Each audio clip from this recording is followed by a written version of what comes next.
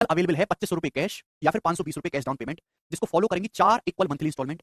Rate of interest 25% पर annum है। तो आपसे पूछा मंथली इंस्टॉलमेंट की वैल्यू क्या होगी। सवाल समझे? देखिए सवाल में कुछ नहीं बोला गया, तो हम सिंपल इंटरेस्ट मान के चलेंगे। ठीक है भैया, सुनिएगा बच्चों।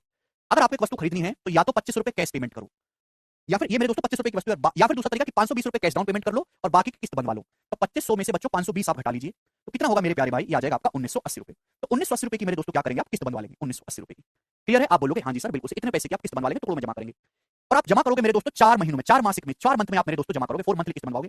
ब्याज की दर मेरे दोस्तों 25% है, 25%। ये बात समझे? आप बोलोगे जी सर अगर ब्याज की दर 25% एनम है तो महीने की किस्त क्या होगी भैया? महीने में ब्याज की अगर एक साल में 25% ब्याज है तो एक महीने में कितना होगा? 25% बटे 12 पर मंथ, ये आपका ब्याज आएगा।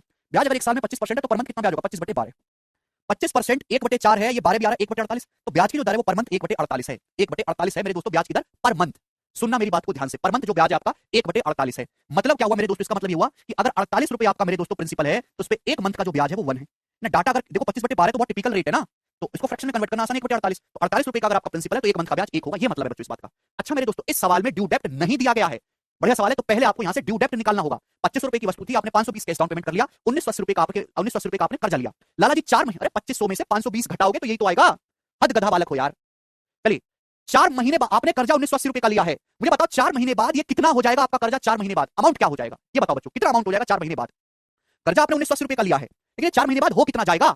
ब्याज की जो दर है वो एक महीने में 1/48 ब्याज है। एक महीने में 1/48, 4 महीने में ब्याज होगा 4 गुना 1/12। 4 महीने में 1/12 ब्याज है तो अमाउंट कितना हो जाएगा? 13/12। अरे भैया ब्याज अगर 1/12 हो गया तो अमाउंट कितना हो जाएगा? 1 + 1/12, 13/12 गुना। तो ये मेरे दोस्तों आपका हो गया ड्यू डेप्ट। यानी कि 4 महीने के बाद लाला जी आपको इतने रुपए की पर्ची बना के दे देंगे कि आपको चुकाना है। 48 कैसे? अरे भाई 25% 1/4 आ रहा है, बटे 12 है तो 1/4 1/12 1/48 नहीं हो गया? हद होती है। एक महीने का ब्याज 1/48 है तो 4 महीने का ब्याज 25/12% को फ्रैक्शन में कन्वर्ट करने पर 1/48 आता है। 4 महीने का ब्याज होगा जी 1/12। 4 महीने बाद अमाउंट कितना होगा? 13/12। तो ये आपका ड्यू डेप्ट है, पहले आपने ड्यू डेप्ट निकाला। क्लियर? अब आपसे पूछा मंथली इंस्टॉलमेंट की वैल्यू क्या होगी। देखिए यहां जो डाटा था पहले अभी तक जो हमने सवाल किया वहां रेट ऑफ इंटरेस्ट बहुत इजी था, 5%, 8%। यहां रेट ऑफ इंटरेस्ट है क्योंकि पर मंथ है 25/12। 25/12 अपने आप में खतरनाक नंबर है, लेकिन उसकी फ्रैक्शन इजीली बनी 1/48। तो यहां पे मैं जो सवाल सॉल्व करूंगा इंस्टॉलमेंट को 100 नहीं मानूंगा, 48 मानूंगा। मैंने माना कि माना ईच इंस्टॉलमेंट की वैल्यू 48 है। माना ईच इंस्टॉलमेंट की जो वैल्यू है वो 48 यूनिट है। ईच इंस्टॉलमेंट का 48 यूनिट मान लीजिए, बटे 48 आ रहा है ना, ईच इंस्टॉलमेंट की वैल्यू को 48 मान लीजिए। आप बोलोगे जी सर कितनी इंस्टॉलमेंट पैसा चुकाओगे? 4 मंथली इंस्टॉलमेंट में। तो पहली इंस्टॉलमेंट 48 यूनिट की, दूसरी इंस्टॉलमेंट 48 यूनिट की, तीसरी इंस्टॉलमेंट 48 यूनिट की, चौथी इंस्टॉलमेंट भी 48 यूनिट की। आप बोलोगे हाँ जी सर समझ गया। पहली किस्त पे 4 मंथली है, मंथली इंस्टॉलमेंट चलनी है। पहली किस्त पे 3 महीने का ब्याज मिलेगा। दूसरी भैया ये देखो ना, 4 मंथली इंस्टॉलमेंट दे रहे हो, पहली 1 महीने के बाद, दूसरी 1 महीने के बाद, तीसरी उसके 1 महीने के बाद, चौथी उसके 1 महीने के बाद। तो पहली किस्त पे 3 महीने का ब्याज मिलेगा, दूसरी पे 2 महीने का, इस पे 1 महीने का ब्याज मिलेगा।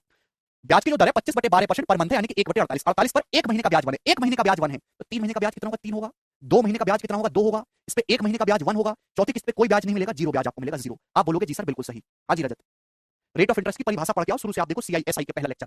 48 पे 3 महीने का ब्याज, बेटा ब्याज की दर 25/12% है, फ्रैक्शन में 1/48। 1/48 ब्याज की दर है, मतलब क्या है? 48 रुपए पर 1 महीने का ब्याज 1 है, पर मंथ है ब्याज की दर। 3 महीने का ब्याज 3 होगा, 2 महीने का ब्याज 2, 1 महीने का ब्याज 1, 0 महीने का कोई ब्याज नहीं, इस पे 0। तो आप कितना कर्जा उतारोगे भाई? 48 चौका 192, 3 2 5 1 6, 198 यूनिट। अब 198 यूनिट का कर्जा यहां से उतार दोगे। 48 चौका 192 6, 198। आप कर्जा उतार रहे हो मेरे दोस्तों इतना 198 यूनिट की वैल्यू। सवाल में आपको ये दिया, बताओ कितने गुना? तो आप कहोगे सर 198 से 10 बार जा रहा है, ये 130/12 गुना 130/12। आप बोलोगे हाँ जी सर 1 यूनिट की वैल्यू 130/12 रुपए, 1 यूनिट की वैल्यू। तो आपसे पूछा मासिक किस्त बताओ, मंथली इंस्टॉलमेंट। तो मंथली इंस्टॉलमेंट 48 यूनिट, तो 48 यूनिट की वैल्यू क्या आएगी भाई? 48 गुना 130/12 रुपए। आप बोलोगे हाँ जी सर। यहाँ तक किसी बच्चे को कोई समस्या नहीं है। 12 चौका 48, 13 चौका 52, 520 रुपए सवाल का आंसर है। ऑप्शन नंबर यहाँ से ए करेक्ट है।